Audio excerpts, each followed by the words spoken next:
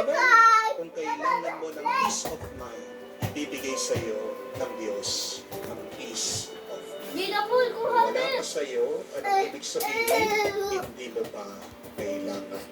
Pero tayo mga tao, we are always driven by our desires, by our wants.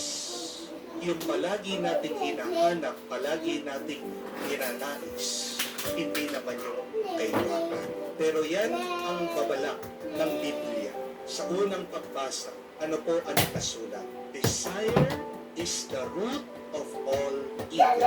Ang pagnanais, pagnanasa, mag-ingat tayo, yan ang pinagmumula, pinag-uugatan, pinag-uumpisahan ng lahat ng masama sa ating buhay.